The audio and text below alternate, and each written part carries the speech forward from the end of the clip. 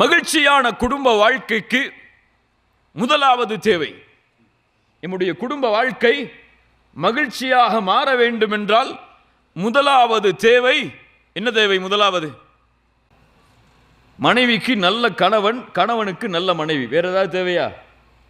அவ்வளவுதானே. மகிழ்ச்சியான குடும்ப வாழ்க்கைக்கு என்ன தேவை? மனைவிக்கு சாலிஹான கணவன் தேவை, சாலிஹான கணவனுக்கு சாலிஹான மனைவி தேவை. அதற்கு என்ன செய்ய வேண்டும்? பெண்ணாக இருந்தால் ஆணை தேட வேண்டும், ஆணாக இருந்தால் பெண்ணை தேட வேண்டும். சாதாரண விஷயத்தை தான் சொல்றேன், ரொம்ப அறிவியல் விஷயத்தை சொல்லலையே. ரொம்ப சிந்திக்கிறீங்கன்னு பார்க்குறேன். அல்லாஹுடைய மார்க்கம் ஆண்களுக்கும் சரி பெண்களுக்கும் சரி தங்களுடைய வாழ்வின் துணையை தேர்ந்தெடுப்பதற்கு சில வழிமுறைகளை கொடுக்கிறது. ஆணாக இருந்தால் ரசூலுல்லாஹி ஸல்லல்லாஹு அலைஹி வஸல்லம் சொன்னார்கள், ஒரு பெண் 4 காரணத்திற்காக திருமணம் முடித்து கொடுக்கப்படுகிறாள். என்ன காரணத்திற்கெல்லாம்? என்ன காரணத்திற்கெல்லாம்?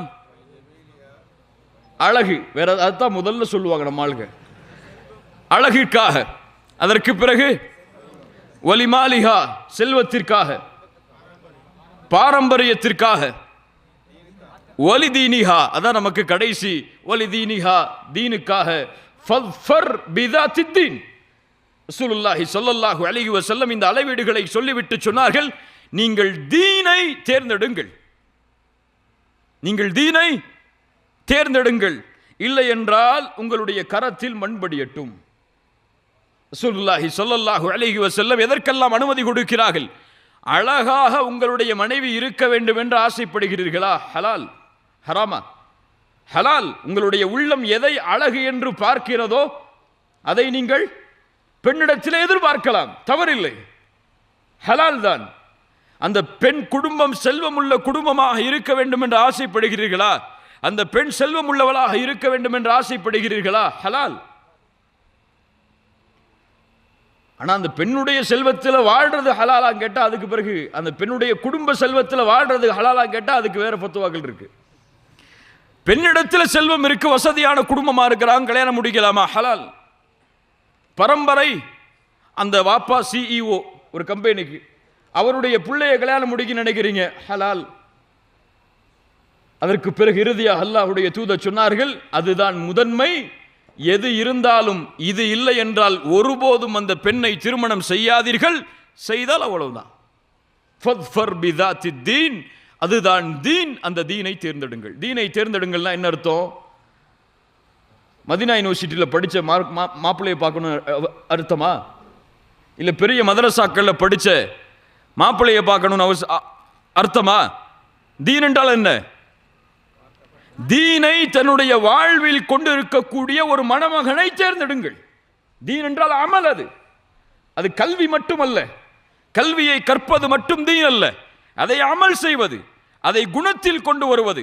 இப்படிப்பட்ட தன்மையுள்ள ஒரு பெண்ணை நீங்கள் தேடலாம்.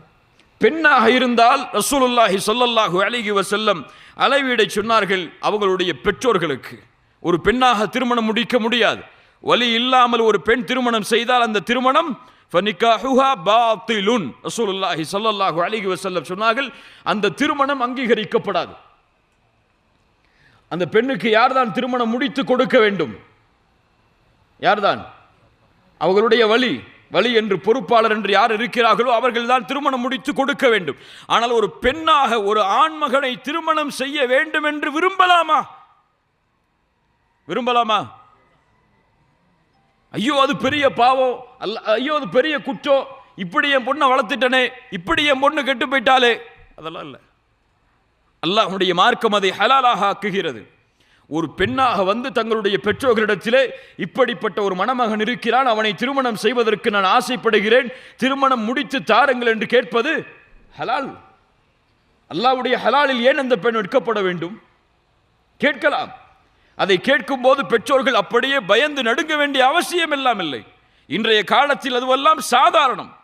உலகளவிலே வளர்ந்திருக்கக்கூடிய இணையதள கலாச்சாரம் ஒரு ஆண் யார் ஒரு பெண் யார் என்பதை எளிதாக அடையாளம் காட்டிவிடும்.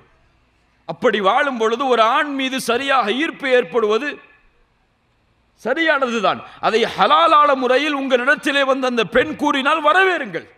ஹராம செயலியே போய் ஸல்லல்லாஹு அலைஹி வஸல்லம் சொன்னார்கள், இதா அத்தாக்கும் மன் தர்தௌன குலுகஹு வ தீனஹு. சுப்ஹானல்லாஹ், எதை முற்படுத்துறாங்க பாருங்க அல்லாஹ்வுடைய தூதர்.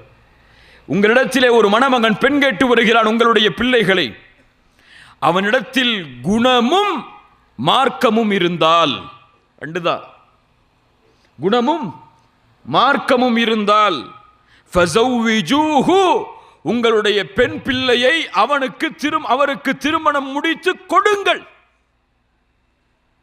இல்லை என்றால் குழப்பங்கள் இந்த பூமியில் ஏற்படும், மிகப்பெரிய ஃபசாதுகள் உருவாகிவிடும். மார்க்க அளவீடு இல்லாமல் திருமணம் முடித்து கொடுக்கப்படுவதால் தான் இன்னைக்கு பெரும்பான்மையான குடும்பங்கள்ல தலாக். இந்த கலாச்சாரம் மாறணும். தீன் என்று சொன்னால், மார்க்கம் என்று சொன்னால் ஆலிமா படிச்ச பிள்ளையை தேடி போகக்கூடாது. அது மட்டுமல்ல அளவீடு. ஆலிமா படிச்ச பிள்ளையை திருமணம் முடிக்கூடாதுன்னு சொல்லல, அது மட்டுமல்ல அளவீடு. தீன் என்றால் வாழ்க்கையில் அதை கொண்டிருப்பது குணமாக. அந்த பெண்ணுடைய குணம் என்ன, அந்த ஆணுடைய குணம் என்ன, இதுதான் தீனாக முற்படுத்தப்பட்டு திருமணம் முடித்து கொடுக்கப்பட வேண்டும். ரசூலுல்லாஹி ஸல்லல்லாஹு அலைஹி வஸல்லம் அவர்கள் ஆண்களுக்கும் பெண்களுக்கும் இந்த அளவீடை கொடுக்கிறார்கள். அழகிற்கு மார்க்கம் இல்லைங்கிறதுக்காக அழகு போதுன்னு திருமணம் முடிச்சுட்டா எவ்வளவு நாள் அழகா இருப்பா அந்த பெண்? ஒரு குழந்தை பிறக்கிற வரைக்கும் தானே, இல்லை 4 குழந்தை பிறக்கிற வரைக்கும் தானே, அல்லது 30-38 வயசு அடையிற வரைக்கும் தானே. அழகை முற்படுத்தினால் அது முடிந்துவிடும் ஒரு நாள். செல்வத்தை முற்படுத்தினால் அவன் எப்போது வேண்டுமானாலும் ஏழையாகலாம், எப்போது வேண்டுமானாலும் பணக்காரனாகலாம். அல்லாஹ்வுடைய கரத்தில் இருப்பது.